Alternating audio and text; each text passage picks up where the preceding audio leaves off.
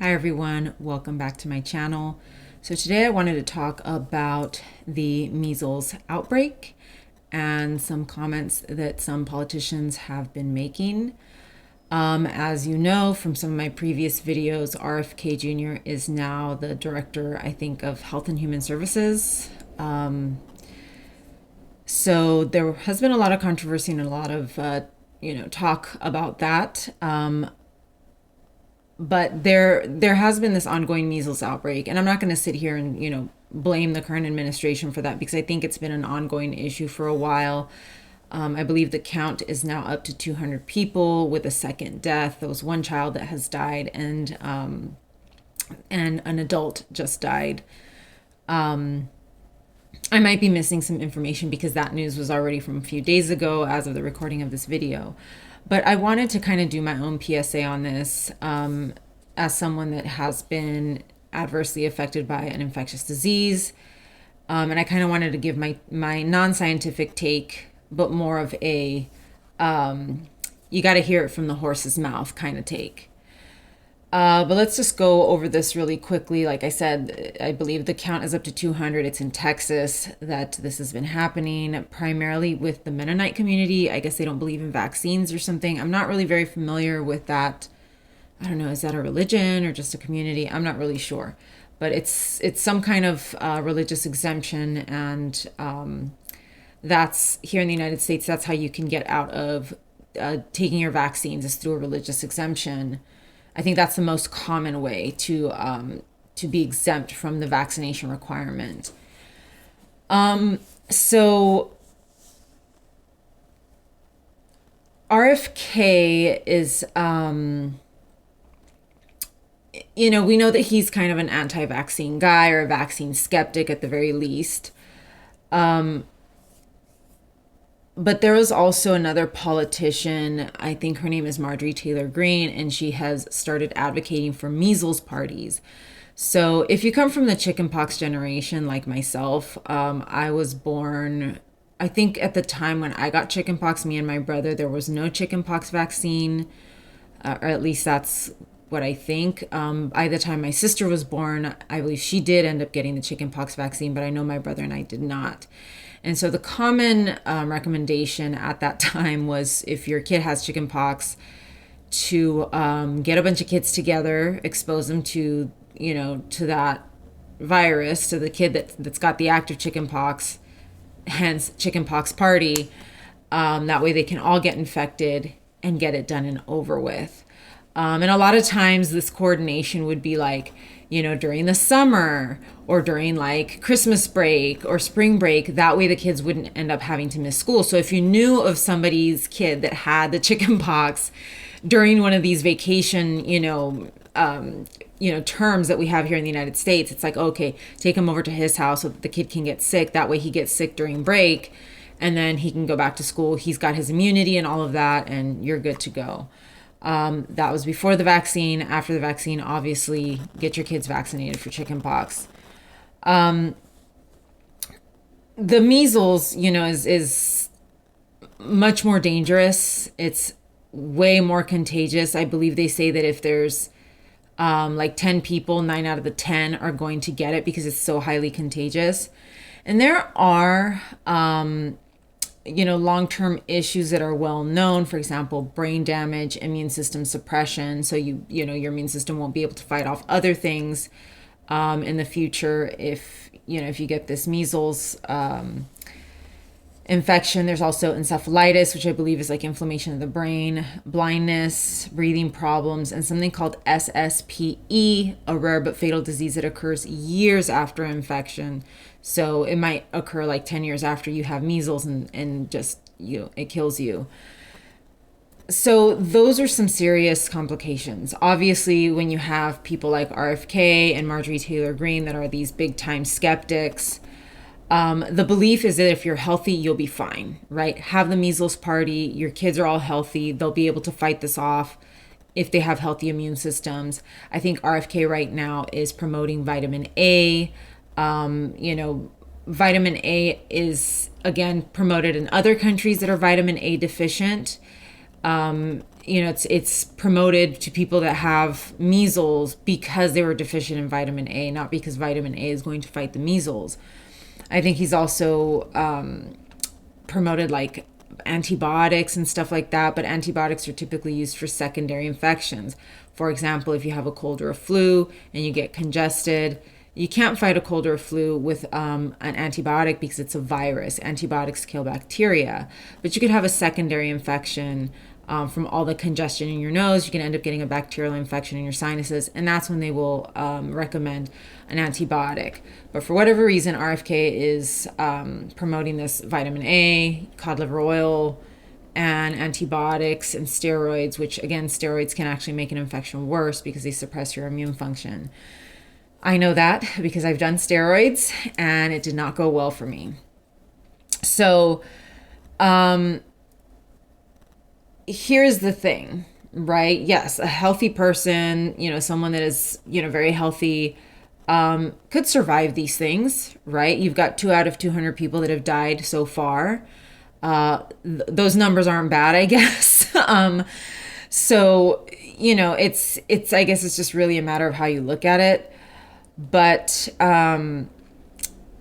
it's just, there are a lot of things that RFK and Marjorie Taylor Greene and a lot of these anti-vaxxers are not taking into consideration. And I can talk to you about some of those things.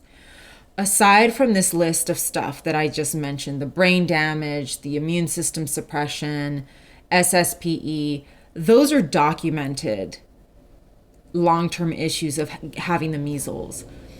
Now, we do know at our present moment, and it's becoming more and more, I don't want to say it's becoming more and more accepted. We know that it's a thing, but the sort of post-inflammatory, like post-infectious inflammatory situation, and we're seeing that a lot with long COVID.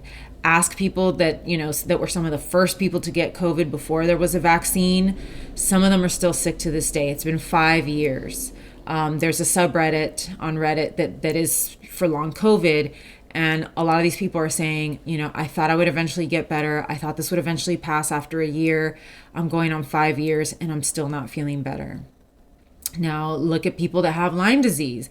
There are some people that have Lyme disease that are not better. They've done every treatment under the sun and they have not gotten better. There are people with mold illness, right, that are still having issues long after their mold exposure. So there are different theories. I believe that there's one theory, there's one name for this called chronic inflammatory response syndrome. There's also mast cell activation disorder.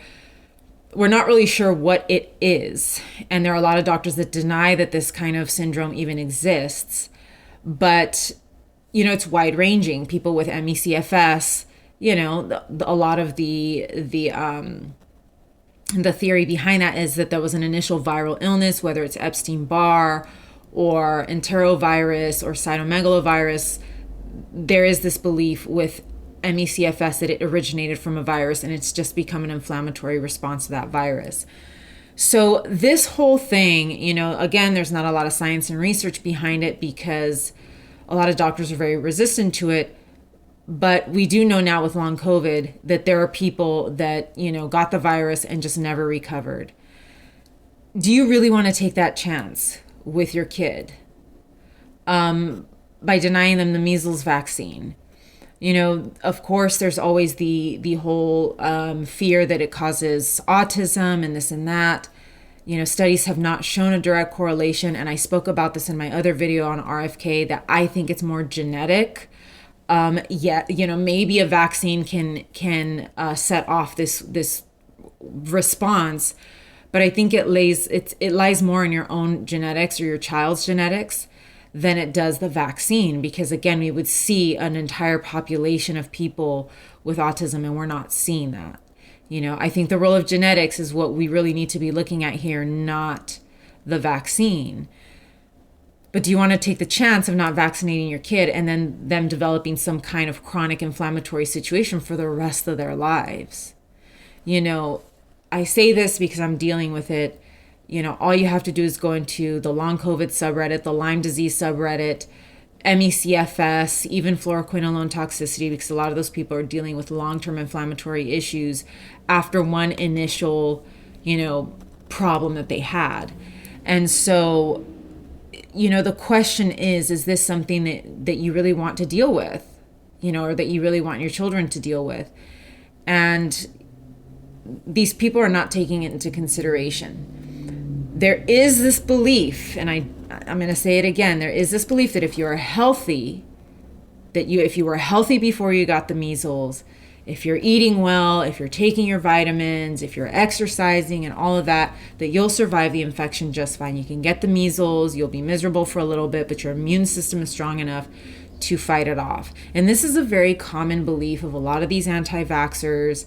And that's why they're all about, don't use seed oils, take care of yourself, stay healthy, exercise, vitamins, do all these vitamin IVs, blah, blah, blah. I'm going to tell you, I was totally healthy. I never had any issues as a kid.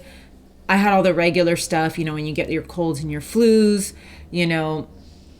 I had all the standard stuff as a kid, but never suffered from any major health issues, right? We all remember that one kid in school that always had a weird cough, that was always sick, that was always, out for whatever reason. That was not me. That was not me in my childhood. That was not me through junior high or through high school or even in college. Was I the healthiest? Did I eat healthy? Not really, but I was never really sick, to be honest. I didn't, I had all of my vaccines. When I went to college, I had to get the, I think, meningitis vaccine. Didn't really notice any major issues with that. And this is how I ended up, right? I'm very sick. I have not been able to recover. It's been close to 20 years, 12 years disabled. And that was from not really ever having any major health issues, no surgeries, no calling out of school, no, I was never bedbound as a kid because of an illness. And you can ask a lot of people with long COVID, there's some of them were perfectly healthy and some of them were even health conscious. There are stories of people that were health conscious and totally, on top of their health, even more than I was. And they got COVID and they're still sick and they just don't understand why they can't recover. Again, in my opinion, it comes down to genetics, and you don't know the genetics of your child, right? You don't know whether they're going to be one of these people that's going to develop this long-term inflammatory issue and may not be able to recover. This is what people are not paying attention to. And I know that a lot of doctors, are very dubious about these long-term inflammatory reactions. I know chronic inflammatory response syndrome I don't think it's widely accepted by doctors. There are some that acknowledge it. I know mast cell is a little bit more well known and more accepted, but these other things are just not, and how are you going to find a doctor if your child does end up having this crazy inflammatory response? Where are you going to find a doctor that's going to be, that's going to say, oh yeah, I know about this, right? So the statistics, the result of an infection is not just death or you'll be fine. I think that this situation is being looked at as very black and white. You're either going to die or you're going to be totally okay. There's a lot of in between. Apart from this list of brain damage and immune system suppression, there is little knowledge, but plenty of evidence. Like I said, if you go on the subreddit, if you've talked to people that have had these infections, Lyme, long COVID, MECFS, all these people will tell you something happened to me a long time ago and I have just not been the same since. I'm not dead. I don't have brain damage. I'm not blind, but I'm not okay. I can't eat the food that I used to eat. I have constant stomach issues. I have insomnia. I have fatigue, and I can't get rid of it, right? there is more to this kind of stuff. There is way more to this than these people are acknowledging, and vitamins are not going to get you out of it. Trust me, I've taken every vitamin. I've, eventually I had to stop taking certain vitamins because my stomach could no longer tolerate it.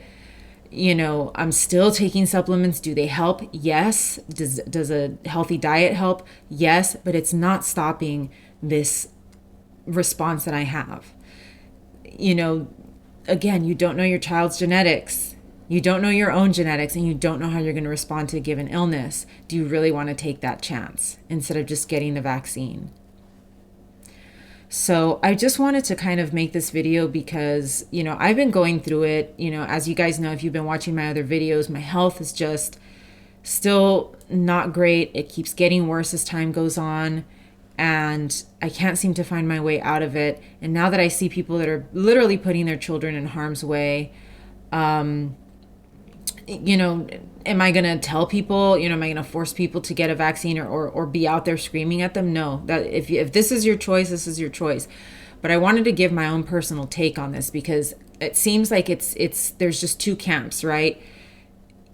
Get the vaccine, no matter what. Don't get the vaccine and take vitamins, and it's, if you don't take the vaccine, you're going to die. If you take the vaccine, you'll be saved. And there's a lot of in between. There is a lot of in between here. And it's not just, if you don't take the vaccine, you could survive measles. Chances are you're going to survive measles. You're not going to die, and you probably won't go blind. But there are a lot of other things that can go wrong. And, and we're seeing that now.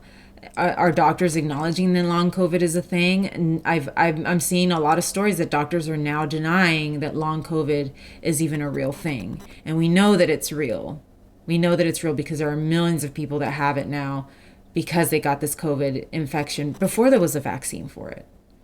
Right? So we're actually seeing a virus in real time that did not have a vaccine for at least a year, because that vaccine didn't come, I think, until a year and a half out. Or maybe 2 years. It was a while. So we're seeing the effects of there not being, the long-term effects of a vaccine being non-existent, right? And this is one of the consequences, this long-term inflammatory response that doctors can't seem to really explain. That's what we're seeing. So I wanted to give my take on this because this is not being talked about at all. And again, measles is a virus, much like COVID is a virus, and, the suspected viruses that contribute to chronic fatigue.